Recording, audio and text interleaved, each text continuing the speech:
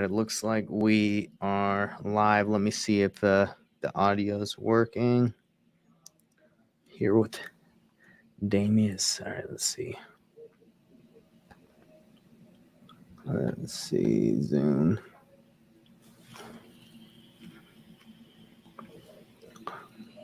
Let's see, Zoom.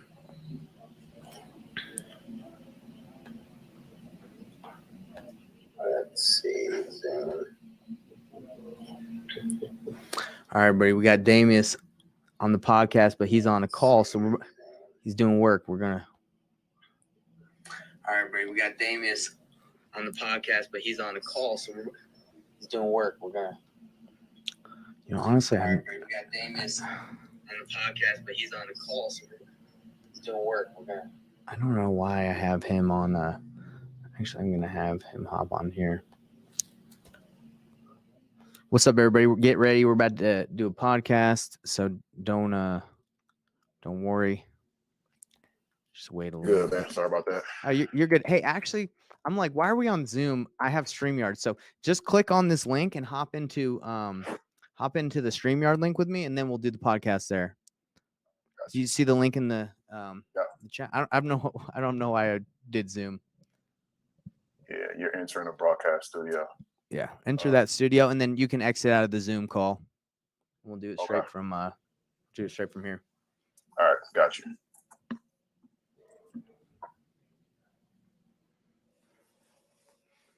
Everybody, for everyone tuned in, Damius is coming in, one of the greatest salesmen locking up deals.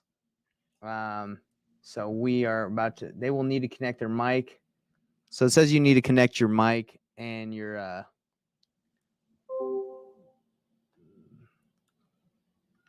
Okay. Yeah. So anyway, I was saying, there he is. All right, what's going on, man? Okay, hold on. Let me change my speaker because I don't like it coming through there. Give me one moment. Yeah, you good? Let's take care of it. Okay, you can still hear me? Oh, we're good. We're live and ready to roll. Are you ready? I'm ready, man. We good. All right, we're good. All right, everybody. Investor Thrive Nation. We usually do podcasts in Salt Lake City, Utah at our studio, but I met Damius at our mastermind. I was like, man, I got to get him on the podcast. He can't fly out to Utah, but we can do it virtually. So you might ask, why did I bring Damius on here? Because he is the man. He knows exactly what he's doing. He's been in the game for a while, wholesaling, fix and flip. He's got some rentals. He knows how to do the creative thing. He knows how to do it all stuff. I wanted to get him on here and ask him some questions and see, how we can help each other and how you guys can learn from him. So what's up, Damius? How you doing, man? What's going on with you, man? I see you doing big things, man. Appreciate what you're doing for the real estate community as a whole. And, I'm a fan of what you're doing and I support it. And, Thank you. Thanks for what you're doing, brother. I'm just trying to give back. You know how it is, right? I mean, you do the same thing. Yeah, that's what it's about, man. Awesome, man. Well, if you haven't been on this, if you haven't seen any of our podcasts before, Damius, basically Investor Thrive Nation is just, it's investorthrive.com. It's a business that I've started not only to help people in real estate, but in their personal lives, because I believe that so much of real estate and being successful as an entrepreneur is mindset. It's like getting your mind right. It's being prepared daily to take on the grind, because it's a lot of work. This is a lot of work in this business. And if you don't have your mind right, if you don't have your goals and actions, all the things, you might get crushed. Like that's why I created this, is not only to help people with real estate, but mentally get prepared for the entrepreneurship. So thanks for coming on again. And we're going to get to know about you, man. So we've talked a couple of times, but when I talk to people on these podcasts, I like it because I get to ask them questions and go a little bit deeper. But I don't really know much about you other than, we're in the same mastermind. So how about we start off with tell Investor Thrive Nation and me a little bit about who you are, about your story, a bio, a little background on you. Yeah, cool, man. You would think I have this well written out. I've done enough of these interviews, but Damius Alexander, we have a wholesale operation here in the Milwaukee, Wisconsin market. I've been doing the business now for about 3 years. Started it from the ground, like a lot of us, didn't know what to do, never heard of wholesaling in particular.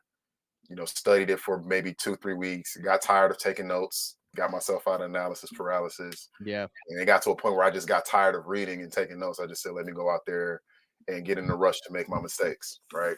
for So, sure. so I got in that rush to, get into my failures, got my first deal. Of course that went rough, but we finally got it done. So now, we do have an established company. We have rentals, which a lot of times I think in the wholesale space, we try to let people know and try to get them to understand that, real estate is like a sport. When someone says, what do you do in real estate? That's like saying, what sport do you play? Well, there's Right. different sports. There's football, basketball. So understanding wholesaling is just one aspect or an exit strategy in the real estate space as a whole. Exactly. 100%. Um, so I take it as like freshman level. You can get in, don't need much credentials, don't need much cash. You kind of just get in and it's cool, it's exciting. But eventually you want to go to the next grade level, right? You want to grow Mhm. up. So, we do have rentals. We're able to get to a point now, or I was able to get to a point now where, you have enough of that passive income to exceed everyday life expenses. So, that was pretty much it. We got callers now. We're hiring a disposition manager. We're continuing scaling, continuing to grow, continuing to build the passive income to buy and hold. Now we're extending to the entire state. So, yeah, that's where we're at. Man, sounds like you got a lot going on right now. Sounds like you're doing good. Yeah, So let me ask you this: how did it feel? So you said you got your expenses covered right now, right, through your rentals? Did I understand that correctly? correct. Correct. How does that feel? Like to I don't have a lot of rentals right now. We mainly wholesale. We don't really keep a lot because we have a bigger team. So this is my excuse. We have a bigger team, so we just keep going. We keep paying them out. We keep growing it. But how does that feel to have those expenses covered? It's one of those things that once you get your mindset right starting this business, believe it or not, I think it becomes more than what you feel. And what I mean when I say that is it's just like getting in this business for money. Well, even once you start making money, you'll start to find out there's something that's not being fulfilled, and money can't be the chase, Yeah, right? brother. Money is the byproduct of what we're trying to do here. So, kind of a long answer, but basically it feels good to know, okay, worst case scenario, if wholesaling becomes illegal in our space, Hmm. um, I don't have to worry about going back to get a job, or if they tried to shut us down, or business just went terrible. Yeah. You kind of know at least you're covered in your everyday life expenses. So whatever, but even then, man, if you're continuously writing goals and setting goals, it's like once you hit that goal, man, you end up chasing another goal. And that's why money can't be it, because money will keep you running. You gotta find a space where peace Yeah. can overwhelm everything else, and that's where you want to live at. It's very interesting because like when you get those big checks or you get that money, you think you're like, oh man, it's gonna feel great. I'm gonna be like relaxed, but you just chase something else, right? It's just on to the next one. Like Yeah. we just cashed a check today. I just got back from the bank. We just did our biggest deal. We just did is 100, so it's 197,000. But Wow. yeah, crazy, right? But that was the check, 197. But what a lot of people don't understand is when you post these checks, Nate does not. I don't get to keep all that money, like right? Like, so it sounds amazing, and it is a lot of money. But for me, it's like I got to keep going. It's not about the money. It's about growing and networking with you. I mean, dude, if I wasn't in the business, we would have never met. I wouldn't have met people at Sean Terry. So it's a fun journey. But the money, it's all good. But that I agree with you. It's not the end all be all, right? Yeah, you gotta find something, and that's what a lot of the stuff we talk about when we talk about coaching and networking, and when people find out how to stay motivated. I tell people motivation is temporary. That's why you got motivational speakers that Bro. keep a job. They keep a job because every day they have to motivate. If they just motivated you and you can stay motivated for life, they wouldn't have a job for long, because That's everybody would be motivated for life. that's hilarious that you say that. Like motivation is not forever, right? It's temporary. That's so true. I mean, so everybody's like, how do you stay motivated? Like, my question for you is how do you stay motivated, man? 3 years of this, you've had just like me. I'm sure it's been up and down, right? Yeah, Yeah, losing hair. That's why I started growing it because I was in denial. Okay. Yeah. How do you It's stay motivated? purpose, finding purpose, finding things that are non-negotiable. I had the job. I had the golden handcuffs, as they call it. Yeah. I was working for the city, so the worse things got, the better they got for me as an employee, Mhm. basically. But you start to go through enough things, and for me, you almost kind of got to get angry. So I'm good at looking at things around me, and this is what really helped my mindset is being present, Yeah. keeping that reticular activating system always, just on 10, just at the highest level it can perform at. And just if I don't get out of this bed, if I'm not willing to go hard for myself, I'm going to end up having to go hard for somebody else.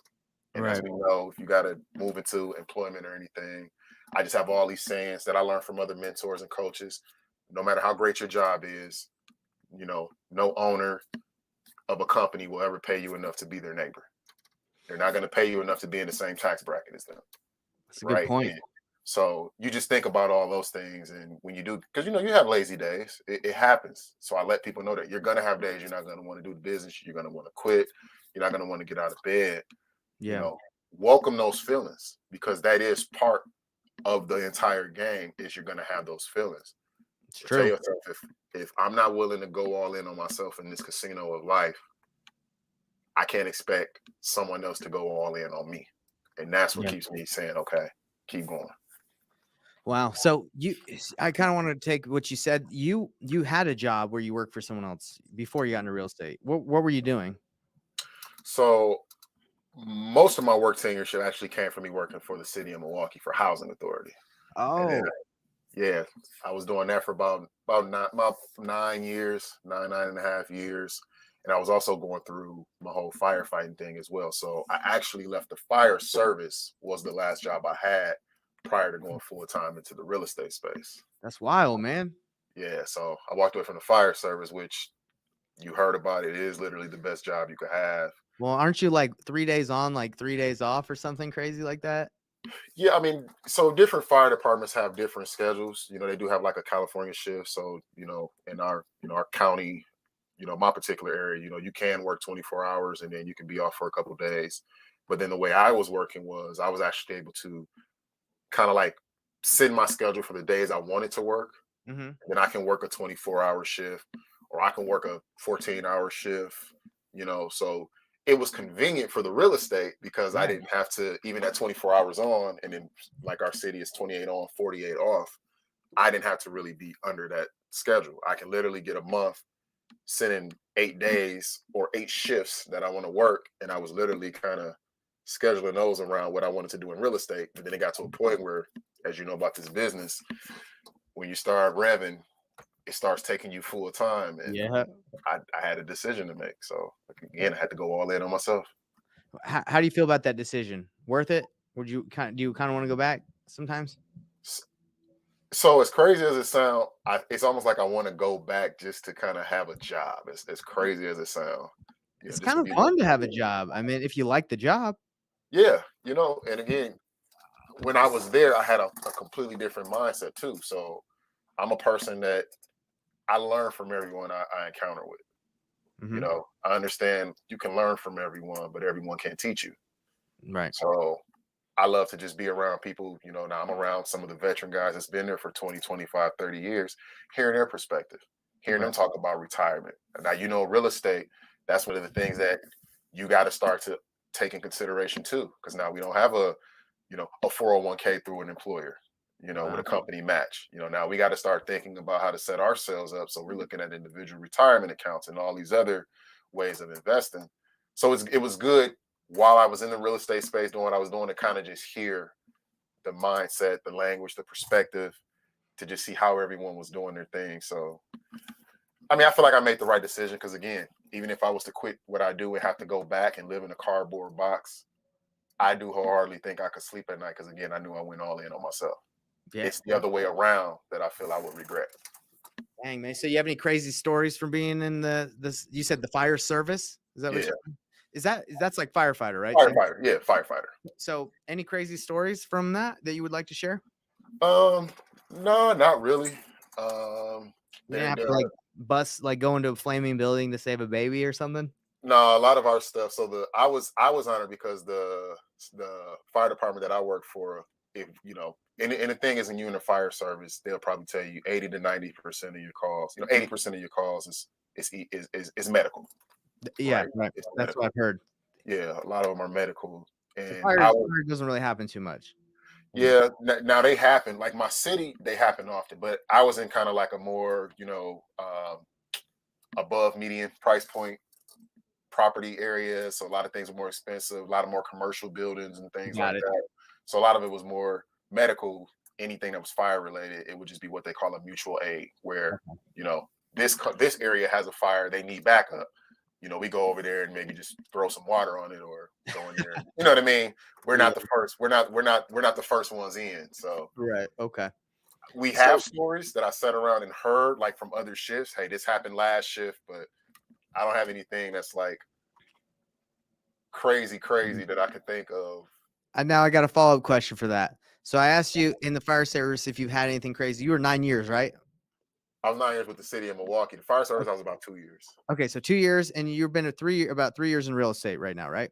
Correct. I bet you got some crazy stories in real estate, right? I mean, you probably seen some stuff. Yeah, bro. So I mean, I'm the same way. I'm seen some crazy things sellers have said and have done. So I was just like, you feel like you probably see some crazy stuff in fire service, but I mean, do you have some things any experience you like to share from your investing that may be a funny experience, a crazy experience?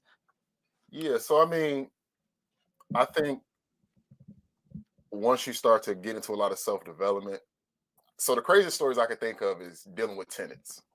Oh, Dealing with tenants. tell me about it. Literally, yeah, literally right now, the call I was on was just a property in regards to a tenant. So I mean, we had a situation. One of yours? One of your properties? No, we were wholesaling. So Oh, the buyer, they were just done. They were like, I don't even have money to file an eviction. The tenant's been in there for 8 months, haven't paid. oh, They've been moving for 4 months, and they're just kind of just playing the system. And this is why I think it's important about the mindset right. and not letting one's problems deter you from being able to assist them to overcome them. Mm-hmm. Because you have to understand obviously you got to check with your laws, but we understand that we can go in and offer cash for keys. Of You course. know, so I always tell people this is kind of pivoting a bit, but when it comes to contracts, agreements, anything you put in writing, understand, and this helped me with even how I negotiate in the position we put ourselves in. You can put anything in writing, and it could be legally binding, and we can sign to it. But understand, if we agree mutually on anything outside of that, Mm-hmm. that can supersede what's on paper. You obviously just want to get it in writing. Getting stuff in writing is just in case there's a disagreement and we got to go to court. Right. Yeah. So Exactly. I say that, although it seems common sense, but the reason I say that is because there's owners that'll say, well, they have a lease and the lease doesn't end until November, and here we are in February, and they haven't paid me, and I can't evict them because it's illegal right now due to moratorium this and forbearance that, and so they think they have to sit and wait if they don't have the money to file the eviction.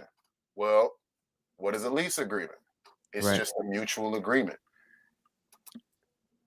Landlord and tenant can agree on anything outside of that. The idea is to put it in writing so there's no Mm-hmm. misunderstanding, and then you have both parties sign. So I say that to say, well, owner, you're willing to sell. We can go in there and offer them $500. And if they're willing to move and take $500, and again, now we're offering that benefit and that service. You Right. can tell them, you're not going to allow this to hit their report. So you're not going to go and file an eviction. Seller, do you feel like you need to file any judgments? Because you can for the rent they may owe you. And a lot of times the seller may just be done with it, right? So we'll tell them, hey, you're not willing to file any judgments. You're not going to put any evictions on, the tenant's name. We can go in there and sell that to the tenant and offer them cash to basically keep their name so they can be able to go anywhere and rent, and they don't have to have any of this on their credit. Yeah, man. I mean, those evictions can jack them up. You Yeah. know. Yeah. And there's a lot of renters looking for housing, that kind of Mhm. comes from the housing bubble that we're in. So if you got a good property, you can get a nice, amount of rent for it. You're not straying to find tenants. So we go to the tenants in that situation and we sell that to them as well. Let them know, hey, you know you have not paid rent. Okay. It's over now. You can be evicted. Here's what we're here to do, and here's what we're here to offer you. Okay. You get to walk away scot-free. You right now, you owe $5,000 in rent. Okay. We're in a position where we can have that literally wiped away clean, and we'll put that in writing for you. We literally will not have any eviction showing up on your record. You will see this in black and white in writing for you. Okay. And you know what we'll do? Because we need to get this done as quickly as possible. We got about 2-3 weeks. If you're willing to do this, we can accommodate everything we stated. And I can also probably get you $500. Wow. Just because I understand it can, you got moving expenses and things like that you want to take care of. I mean, why wouldn't they, right? That sounds like a good deal. Yeah, there you go. Now you got some tenants that don't care about it, but a lot of them, if they're looking at it like, are you serious? And notice, what did I say? We'll put this in writing. So now when we start talking about them signing something, they're more like, yeah, bring it on, let's sign it, versus them feeling like we bringing something to them and they go, well, I don't know if I want to sign. So we do that with sellers too. We talk about, hey, we'll put this in writing. Hey, we'll do this. You'll see this in black and white. So what I'm really doing is making the conversation about agreements being signed just a little more lighter for them to accept when we get to that point. Right? Got it. So you do that with tenants. So man, we had that happen. We showed up at the house. The tenant agreed that they'll be out by a certain time. You get that adrenaline. You get the adrenaline rush where you're like, I don't know how this is gonna go, but let's get it, or you kind of pass. Not really. I mean, I done been in enough situations, and I think a lot of times in this business too, people don't realize that they have so much life experience, even if you're young and getting started. Mm-hmm. Right? I don't care if your only experience is high school. You've been, the outsider, or something didn't go your way, or had your heart broke, or someone told you no, something you thought was going to work out, a car or driver's license or anything, and it didn't work. Like, you faced some level of failure at some point in life, and you've proven that you continue to move on and continue to live. So it's just those small wins that, we don't think. It's like getting ready for war. We don't think to take these small failures that we've already had in life. I don't care if it's as simple as failing a driver test and having to go retake it to pass it. Right. You could, you're young. These are things that, when you're getting ready to go into this war of real estate, as you walk out the door, you need to be trying to equip yourself with as much weapon and armor as you can and ammo. And that's the ammo that you walk out with. I failed at this before. I failed at that before. I tried this and they told me no. Yeah. I had the door slammed. So when you get in front of something else and someone says no, it's kind of a chuckle. Like you said, you kind of get more excited. Like, okay, so I've been here before. This is where the game gets real.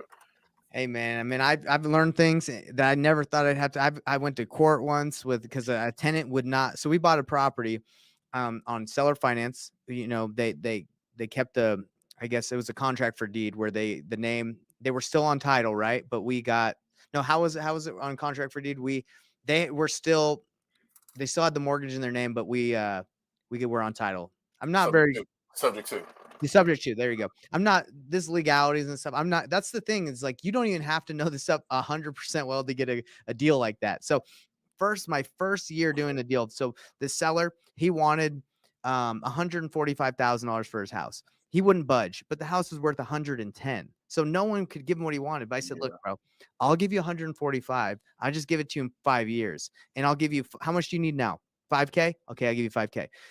And he was an older guy. So he said, can you give me a couple months to move out? I said, sure. So what happened was he didn't move out when he was supposed to. And then when it came to time to evict him, he fought it and we went to court and he's like, no, I still own it. And he was like trying to push that, like, hey, I'm still the owner. And I said, no, I bought it. We exchanged money. I'm on, I guess, would you say I'm on title? You're on the deed. I'm on the deed. And the judge was a little confused. It was kind of confusing for the court, but like, anyway, I was sweating bullets, man. I was so scared because I had already given him $5,000. I had already ready to buy the house, and he was like, "I'm not moving," and his whole family wouldn't move. And I was like, "Bro, I gave you money. I gave you 4 months to move out, and we agreed on this." And he still didn't want to go. So it was really sad time because I mean, I think what happened is the guy was willing to move, but his daughter was living there, and she's like, "You don't have to move." So he had a lot of pressure coming from the family, just stuff like that. Now, if I have to go to court again, I'm at least going to be a little bit more ready. I'm probably honestly not going to do a post possession if I'm doing a subject to, because they're on. If this happens again, it looks cloudy. It's kind of difficult to determine the ownership. Not really, but it can be if someone has never seen this. So, man, stuff like that happens, and you get those scars and those battle wounds, and you learn quick. So what was the outcome of it? How did that get settled in court? So what happened is they wanted to keep fighting it, and the judge said, "Look, this is going to take about 7 months, maybe 8 months to figure out. The loss of rent of the buyer is going to be probably like $1,500, $1,200 a month. So if you want to fight this, the guy that was living there, you have to come up with 7,000 or 6 months of that money. So if you come up with $8,000 to fight this, then we can proceed." And he's like, I don't have 8K, and none of the people that were supporting him were like, weren't willing to put up the money because he was going to lose anyway. He sold me the house. He agreed. Right. I had him on video, on recording. It's just, it was an unfortunate event, and it was my first year. So again, if you do a subject to, I wouldn't do post possession because it could get shady. It could get tough. Yeah, you stumbled forward, man. And like you said, it sounds like you still, after sweating bullets, it still went your way. Yeah. I was sweating, bro. I was shaking in the shower the day of the court. I was nervous. I would honestly say, man, because we do some subject twos, we're in a place in this business, you have to start. I think of it like we're the quarterback, and we're always trying to build a strong line to protect us. Right. CPA, real estate attorney, right? Good professionals around you. So even though, like us, we have documentation, where literally the seller signs so much stuff, right? They initial. I mean, we're talking about, I'm not under any distress, I'm not in any duress, I'm not on any medications, I'm not under any influences, and we have them write out in their own handwriting, I am selling the property, I understand the mortgage is going to stay in my name and ownership is being transferred, and they have agreed to, we have them write this out in their handwriting. Wow. Just for those reasons. And then obviously we let our attorney know about it. So when you do run into something like that, you're going to pay a little bit of money and time, but normally when it gets to just your attorney versus that seller's attorney, they kind of look at the paperwork, and the attorney will be like, listen, hey, you don't want to fight this. Yeah, like you wrote it out, and we'll get a video now. I mean, just at that, we'll get a testimonial video at closing or something, because that's when they're happiest. They're so excited. You got this burden off of them, and you got a recording of them saying thank you, and you guys saved my credit, all of the above. So when those things come up, here you go, Your Honor. That's impressive, man. I mean, that you do that. I've never thought about doing that, but I think if I were to do another one, I would definitely want to do some to the extent where you're saying, because you don't want them coming back and saying, hey, what's going on, or calling the bank and saying, I don't know what's going on. So I think that's great that you do that. Yeah. So that's awesome. Where did you learn that from experience, or did like a mentor tell you to get all that done? Mentor, man, coaching, mentor. Brandon tell you that, or somebody else? No, I got that from my man, Mr. Robinson, Tony Robinson Sr. Oh, isn't Tony Robinson that's that motivational guy, isn't he? No, that's Tony Robbins. Tony. So Tony Robinson Sr., if you ever listen to Maxwell, he talked about the guy that taught him real estate and all that, and took him in the basement and showed him what wholesaling was. Wow. That's who Tony Robinson is, the one that showed Max about wholesaling and real estate. He's the real deal. Oh no, he is legit. I vet people. I'm liable to come to their house. He's serious. He's real. And we've already been in situations, and I've been in situations with just doing this business, and we talk, we speak on it, and he literally will be like, "This is what you need to do. This is the options of what they're going to try to do." Wow. So he's been doing it for over 25 years. That is super helpful to have someone like that in your corner. That's awesome. He has situations similar to yours with the sub too, with a married couple, and they wanted to rekindle. Yeah. And and he was like, "No, that's not how this works." And yeah, if you sold the house, you sold the house. That's how it works. You just didn't get all the money up front. Yeah, that's it. Yeah. Man, that's interesting. So, this has been an awesome experience to chat with you. We're coming up on 30. I could talk probably for forever, but let's kind of like hit on some key points, some golden nuggets that we want the viewers that are watching or that will watch to get out of this. So what do you feel like would provide most value to real estate investors, experienced or brand new? What could you tell people right now that you think would provide a lot of value to their experience, their journey? Well, experienced investors, I mean, just as you said, they're experienced. So, Mm-hmm. Experience is a vague term. Is it experience of 3 years or experience of 15 years? So they probably already have a sense of direction of where they're going. Mm-hmm. So with that said, I would probably say something more to the newer Yeah. investors or maybe just Go to getting the- started. Let's go to the newer investors. What a golden nugget would you give? What, like one or two or a couple would you give to new investors right now? You hear it a lot, but man, it's the mindset. I mean, if this is a house, the mindset is the foundation. You ever try to build a house with a rocky foundation, it's not going to last long. So, So true, bro. it's the mindset. And what I tend to like to tell people, because that sounds great, it's such a vague term. What do they mean by mindset? Right. You got to, and even for me, so I literally share what I do. You have to prime your brain and prime your mind, literally rewire yourself to get ready to do this business full time. And what I like to use to prepare people to understand that is, if you think about when we listen to music, or anyone that may have played sports, right? If you play sports, football, basketball, whatever it was, it's not far-fetched to see somebody walking around with headphones Mm-hmm. in the pregame or in the locker room or whatever it is, right? What are they doing with that music?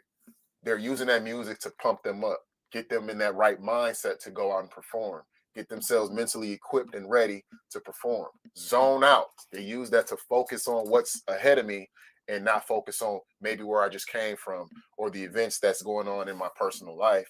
So we understand that that's how the brain works anyway, but we don't intentionally use that all around in life. So, flood yourself. It could be just listening to motivational videos, and everybody has a story.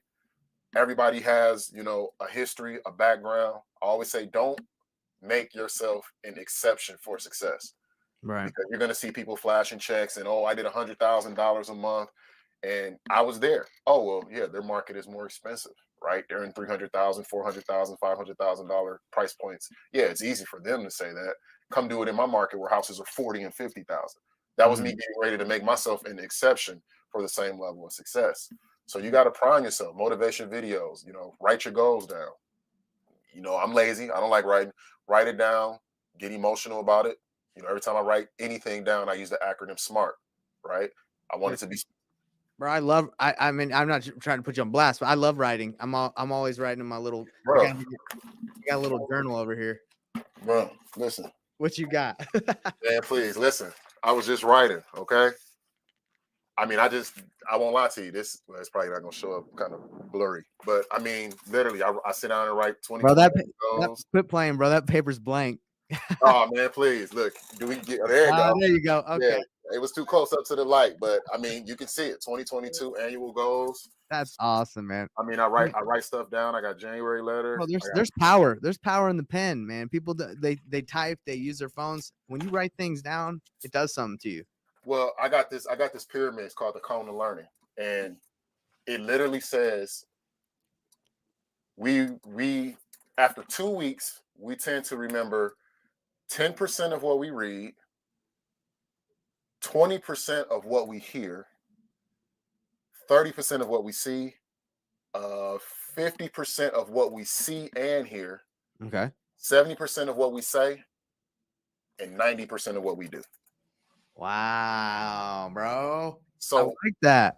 so when I know that, if I can't remember something right away, I'm stepping back saying, how am I receiving this? Mm-hmm. Right? Like me sitting here just listening to someone talk. Mm-hmm. Right? Okay, I'm listening to him talk. Okay, great. That's Okay, like a 30%. yeah, Right? I'm gonna remember like 20% of Right, what's being 20%. said. Yeah, and a lot of times it's just key moments, like you said, key things, right? But this is why even in school, which I struggle with when they talk about show your work, or when you go home you have to write things down. It's because once you start writing things down, that connection, that mind to pen connection, is helping you instill and strengthen what you're learning, Bro, right? I So like that. so just understanding those things. But I've never heard that before. So it's like a you said, like a pyramid or a cone, and just like it shows you the levels of the percent that you retain depending on how you learn something, how you hear it. Yeah, you can look it up. I forget what the guy name is. I heard it in a book. I like that. That's But good. you could probably Google the cone of learning, and I'm sure everybody's probably got different numbers or something for it.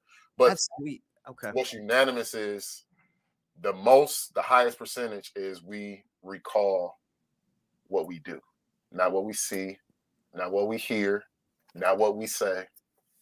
The highest retention is when we do. That's like when you told me when you first got started, you were doing a lot of the analysis paralysis, right? And I talked to, and you do too in your investor master, your meetups that you do. I'm sure a lot of people they're overthinking this, man. You need to get on that phone, start calling. Yeah, yeah. I was That's telling them to do.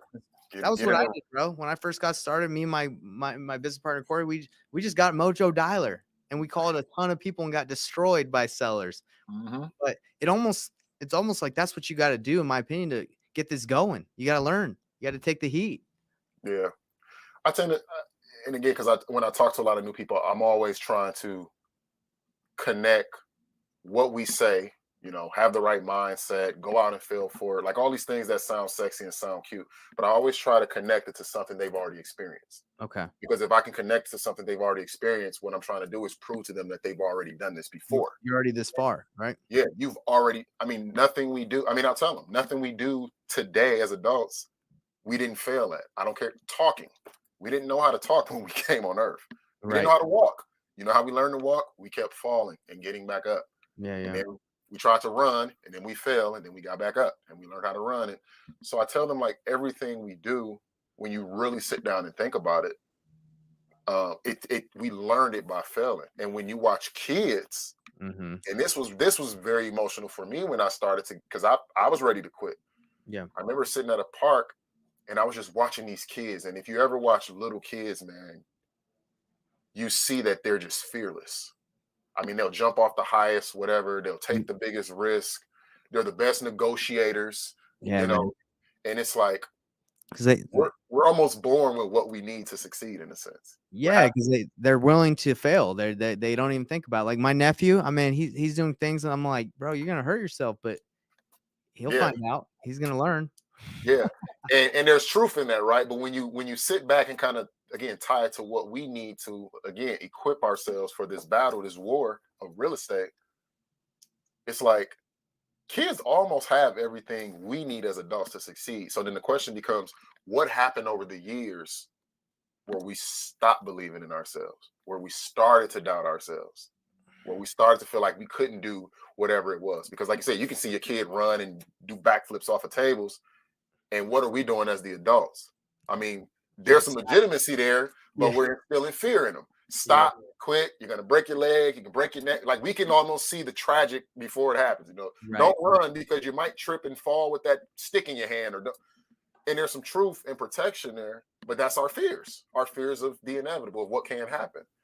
So I use stuff like that, and it's like, let me ask you something really quick. So when I talk to new people all the time about wholesaling, the go-to is like the action, the strategy, learning the specific things, but people barely tell people about the mindset. Like, I don't think there's a ton of mindset training within the space. Like, we're part of Sean Terry's mastermind. There's a bunch of guys that teach creative, sales, marketing, dispo, but who's really owning the mindset space? Like, because you say it, Carlos Reyes, I hear him say it, I say it. It's like, if you ain't mentally ready, you're gonna either quit or you need this part. It's an essential tool to be successful. So, do you know anyone that owns the mindset space or is trying to get into that? I don't think there's, I don't think there's anyone in particular that's just precise with it. Like you said, that goes deep. Everyone is kind of wide. They touch mindset, like I said, they touch skill, they touch learning, I think when you start talking mindset, man, honestly, you just got to go look at probably like motivational speakers. I listen to, like I said, Tony Robbins, Eric Thomas, Gary Vaynerchuk says some things. You can just Google motivation speeches and you'll probably see some things, and I heard Eric Thomas, prime example, he was talking about success. And there's one, I think this is kind of what really blew him up. But I'll summarize the story. I don't want to take too much time, but basically he was talking about a guy approaching another guy, and I'm kind of paraphrasing the story here, but he was basically saying, one guy was like, hey, I want to be as successful as you. And the guy they were speaking to said, okay, meet me down, by the lake or the river, 4 or 5 o'clock in the morning. Right. The guy shows up on time the following morning. The successful guy is standing in the water. The successful guy tells him, come on out here in the water. So the guy walks out. Water's about knee deep. He said, keep coming. Water gets, waist deep. Keep coming. He said, as he continues to come, the water gets maybe like to his shoulders. The guy's getting kind of scared. And then he said the successful guy grabbed him by the shoulders and the head and just held the guy under the water.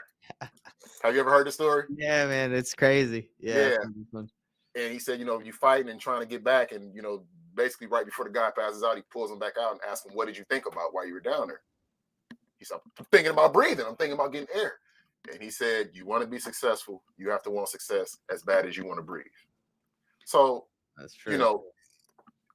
Those type of things, which I think what they do is just make you reflect, is this non-negotiable? Because I do, A.M. Milet talks about it a lot. So again, I think a lot of it is just motivational speakers.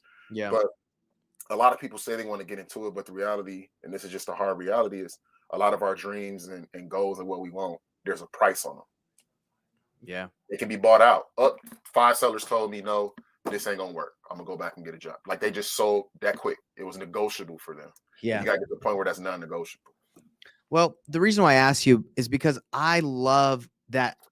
I don't really know any of that space in our niche of wholesaling real estate, but I want to do that, bro. That's like what I'm passionate about. Is I'm passionate about like affirmations, reflecting, like goal setting, scorecards, like self-awareness, like that stuff. I wake up and I have like a routine that I do every morning. It takes me about an hour where I read, I pray because I'm religious. I write in my journal. Like I think all these things for me have helped me change my mindset, but I don't see anybody really teaching. I've had to read so many self-help books to break out like my routine. And I don't know. That's why I was asking you, because I feel like people, when they hear my motivation or like mindset, they're like, everybody says that, man. But it's so true. Like I've wanted to quit a lot in this business too, because the bank account, I'll tell you, it goes up and it goes down. And sometimes you're like, you're running on credit card debt just because, you got a lot of the bills out, you're running a flip. That's just the name of the game. And you got to keep that mindset strong. So that's my goal, bro. I want to help people succeed in real estate, but also in their personal lives through mindset, like having the right proper routines. I don't know if there's a space yet for me there, but I'm going to try and grow it. So you're gonna be the motivational speaker of real estate, because like I said, every motivational speaker, that's pretty much, I think that's what they're tapping into. But I'll tell you what I tell new people, and I ask people, if they have kids or anything like that. And I think in one of my Facebook groups, I asked them that, like, what was the one thing they feel is holding them back? And somebody said mindset. I said, I want you to do this. I said, you got kids? Yeah, I got kids. I said, I want you to go in there and tell your kids right now, because we all teach our kids what? You can do anything. You can be whatever you want. Never give up. Always do your best. See, we instill all these things into the kids, but then you have to have that mirror conversation with yourself and say, are you really living that out? Yeah, that's true. And if you're not, go tell your kids, hey, mommy or daddy, you know what? I had a chance to do different, where I could have, changed the family tree, or I could have bought my time back to be able to be at all your extracurriculars and all your school events. But you know what? It came down to me having to make phone calls or hang signs or knock on doors. And mommy and daddy just didn't want to do that, Yeah. It wasn't that. Yeah. Because I feel like kids will do that. Like every year we're getting older. We have a birthday, and kids grow so fast when they're younger. But I think it does come to a point where a kid can look at you as a parent or as an adult and just say, hey, what happened to you continuously growing? Right. Yeah. How do you want to answer that question? Like, how do you want to answer that question? Do you want to tell a kid, well, I'm telling you to do everything, but I obviously, I didn't believe I can do it.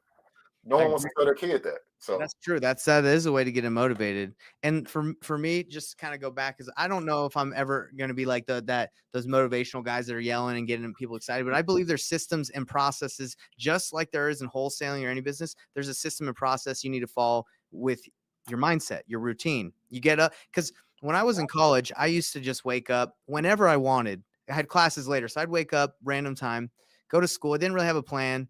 And I just, my job or my goal was to have fun, but there was no there was no direction. that there was no process, there's no system. So I think in mindset and in life, there can also be a process that you follow daily. So I agree with you. I actually agree with you on that, man. yeah, There is a path and a process, you know. to get your mind right. Yeah, I would. There's a manual that you can write. Right, keep your mind right, and then how to accelerate that once you get to a point. Because once you start making money, it's a new mental challenge. Now Dude. you're talking about growing a team, and once you Yeah. start trying to hire, there's new mental challenges. Well, how do you stay?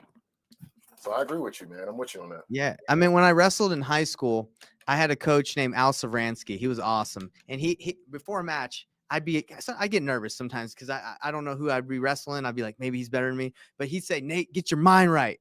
And I'd be, I'd be like, all right, but the life, unfortunately, isn't always like that, where you can just get your mind right and snap it and get into it. You got to kind of ease into it. You got to, like, reading is huge, Right, right. affirmation. So anyway, we won't get too much in that, but I love that you say for newbies, new people, you got to get that mind right. You got to get your mindset. And I think I agree with you 1000% because of the things I've been through a lot of hard things. I used to do door-to-door sales. I wrestled. I did a lot of things where I sucked and I got better. So I know that is the process to getting good at something. You have to go through the trial, the furnace before you get good at something. And that's, if you don't have that right mindset, you're going to give up. Yeah, I agree. I agree with you, man. And it's honestly fun to be in masterminds with you and other people who like have that same mentality. They're like, hey, I sucked, but now I'm getting better. Let's get better together. Like, that's like the energy you get when you go to these masterminds, Yeah, which is really fun. and I think that's kind of the secret sauce that's maybe not promoted as much with the masterminds. It's not always about the moderator or the person that's putting it on. A lot of times it's about connecting with the like-minded individuals in a room. I mean, even if you're struggling and they're struggling, you can literally go in there and just create an accountability group with just you and a couple others, just saying, hey, we're going to hold each other accountable. And again, what do we know about masterminds? When you leave, you feel inspired, you feel pumped up, you feel like you can overcome any challenge, and you're going to go back home and you're going to kill it and crush it and all of the above. Yep. And then if you don't have the right mindset and the right people around you and the right circle around you, that motivation, that drive, you start to get back into everyday regular life stuff. And then it goes back down until you get to the next mastermind, and then you get back up here, and then you go back home. So you got to find out, how do I keep being here consistently, and then raising that thermostat so I can continue to get hotter and hotter. That's the name of the game, man. Well, hey, bro, it's been a good time chatting with you. I've had a good time. Hope you've had a good time. Always, man. Appreciate it, man. Anytime, Yeah, so brother. You know that. do you have any promotion you want to promote your group, or say anything before we end, just so people know where to find you, what you're doing? Not really any promotions, man. But on any platform, you can find me on Facebook, obviously under my name, Damius Alexander. That's D as in David, Amius, last name Alexander. We have a YouTube channel. I used to post quite a bit. That's gonna be my accountability, is to consistently, pump the YouTube channel. Oh, bro, I'll help you. I'll hold you accountable, bro. I'll say, where's this video? Yeah, just uploading videos and things. But that's pretty much it. We have a Facebook group. It's called Extreme Wholesaling. Extreme, that's EXTREME, wholesaling with ING at the end of wholesaling. That's pretty much it, man. Just trying to, like you said, just do things live in the group. We have our local meetup. We are potentially looking at making it, where we can have it recorded, where we can have it, virtual. So anyone from across the country obviously can tune in, and they have any questions and things like that. Let me, I'm actually going to do something for you. So it's Extreme Wholesaling? Correct. Yeah. Okay. Facebook. So they're going to get this link. They have this link in the live, but we got it right here. I got it at the bottom. You see that ticker? Join Extreme Wholesaling Facebook group. I got you, bro. You see it? Man, StreamYard is slick. I gotta learn all this, man. Y'all on a whole nother level, I see. Hey, what I can do for you to provide value, if this does provide value, go to my you're part of my Facebook group, right?